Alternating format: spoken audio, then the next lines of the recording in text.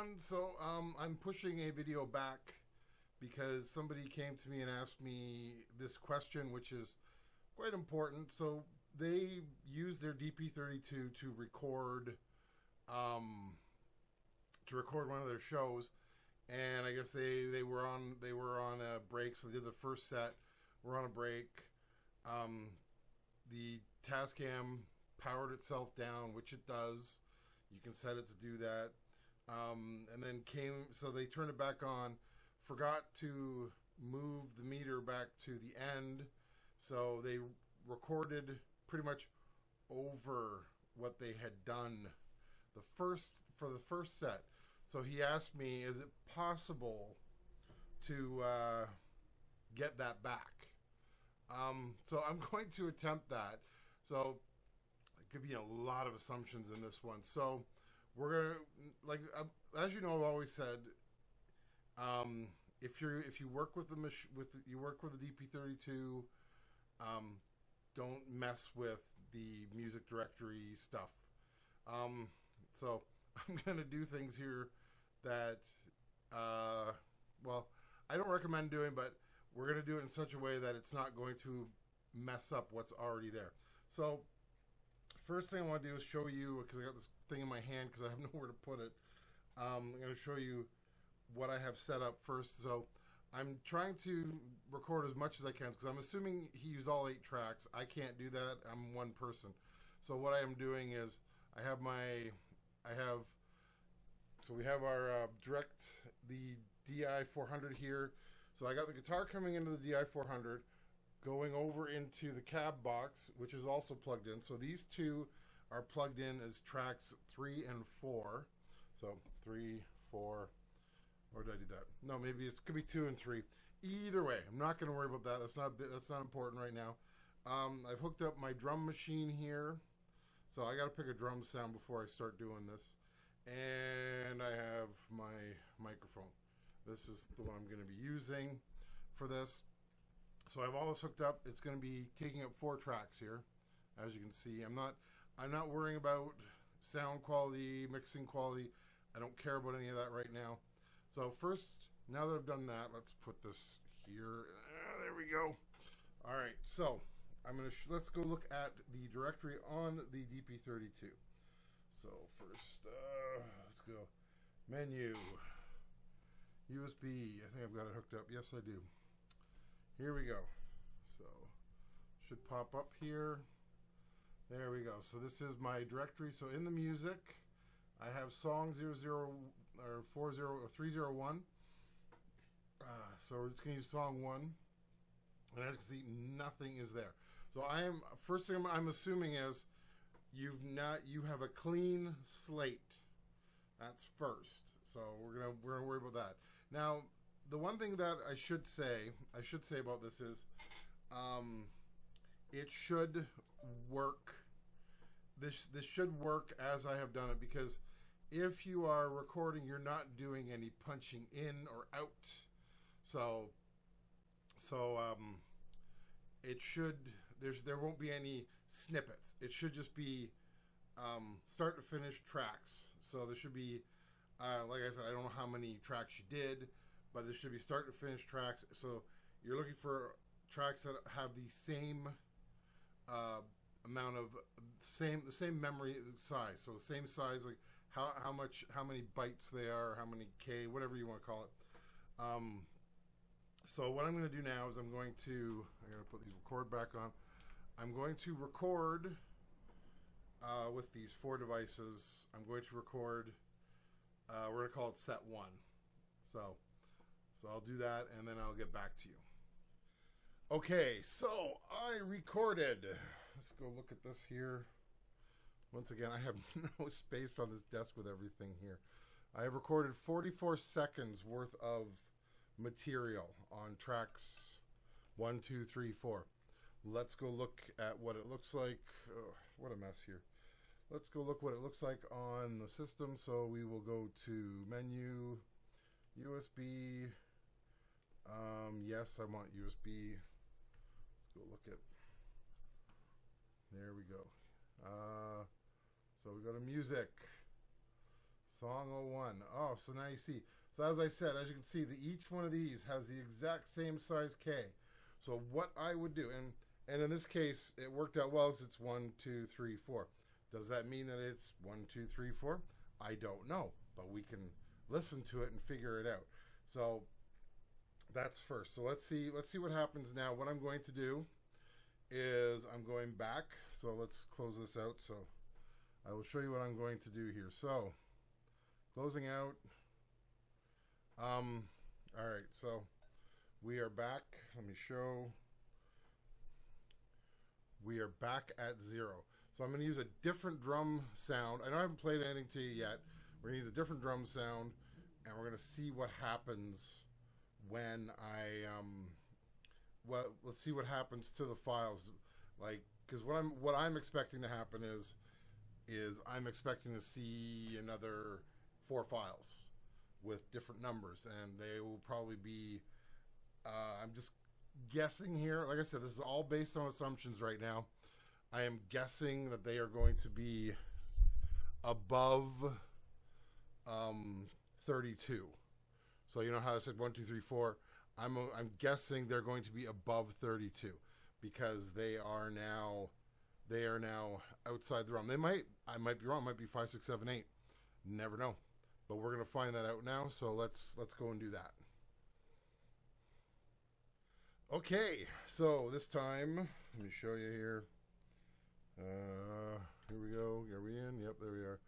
As you can see, I'm at 51 seconds now. So I'll show you what I do. So menu, I'm on USB, play. Let's go over to screen number 4 here. Go to music again. So now if I look, oh, look at that. So cool. We've learned something. So it looks to me is what it did. As you can see, these are all the same size again. So that's a telltale sign of which ones go with which. But as you can see, it's got 01. It's now changed from 3 zeros to 001, or 4 zeros to 001, and then it looks like it has a track number. So that's kind of neat. I didn't know that. So I've learned something today, how the system works. So let's pull up Audacity here. So that's the next part. So let's pull up Audacity. Let me just look for it here. There it is. Okay, I'm just loading it up. All right. Yeah, we'll skip this update right now. Turn that off. Let's go over to... sorry about that. There we go. All right, so what I'm going to do, I'm going to pull in the ZZ0000 underscore 1, 2, 3, 4 files first. There we go. So now, so I play them. I can't hear. Oh, there we go. Hopefully you can hear them here.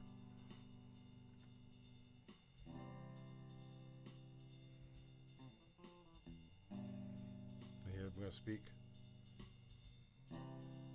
My speaking parts are really low. Sorry about that.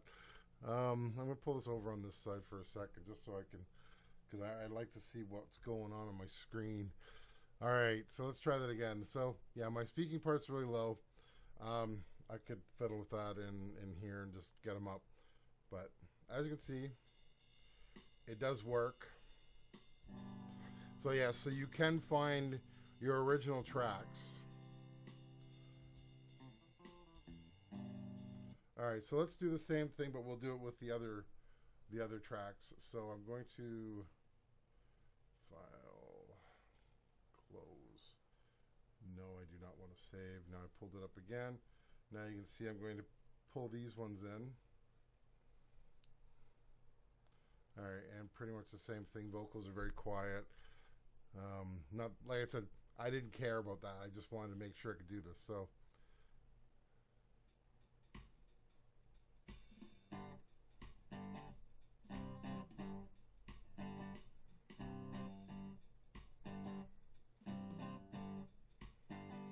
Okay, so that works, as you can see. So, next steps. What I would do is, like I said, do not, okay, so first off, don't move any of the files. Like don't physically remove them from that directory, because as you can see, I did not. I'm going to close this now. A second, let me show you. So let's go back to here. I did not remove any of them from. Nothing has been removed from that directory. Don't do that. What I would do is I would copy your, like in this case, this would be your first set, hopefully, and then copy that, put it in another directory. Like what I would do, honestly, how I would do this, because you can't just get them back. Like you can't just tell the system, I want the old files back. You don't want to do that because you lose your second set. So I would go and I would copy these. So there's copy. This Windows 11 is a little different. I'm not fully used to it. Go up a directory. In Audio Depot, drop the files. So we will drop the files. Now remember, I copied. Don't move, don't delete. Copy. So now they're here. And if I go back to my old directory, you can see they're still there. So what we're going to do is we're going to open up another, I would create another song, and then I would import all these into that song. That is how I would handle this issue. Because if you don't, that way you don't break what you already have, but you're also getting back what you thought you lost. So this in this instance where you use the system as a what's the word I'm looking for here? You used it as a live recording, so you didn't do any punching or anything. So there's no like spots where the sys files, the two files that are there, I'm not sure which one does which. Probably the song.sys, I think it's called. It's not going to have like a certain spot where it's like, okay, well now I switch to this WAV file here, and then I go back to this WAV file after that, because you didn't do any punching. So you don't have to worry about that. So this way you get your files back, and you can then work from those files to get everything else back. That's what I'm seeing here. So I hope this helps you out. It is quite a stressful thing to have happen.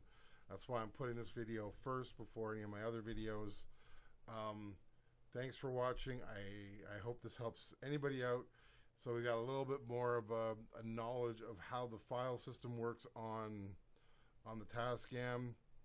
Maybe we'll try to look at punching, because the nice thing with this is we're looking at it from a clean slate, and then we're working our way through it to see what it does. So yeah, I hope this helps, because yeah, it's stressful. So thanks for watching, and I will talk to you later. Bye. Can I live in a tree? Can I go to sleep right now? Can I get anything for free? Bag of tea, climb a tree. Don't you know? Sucks to be me.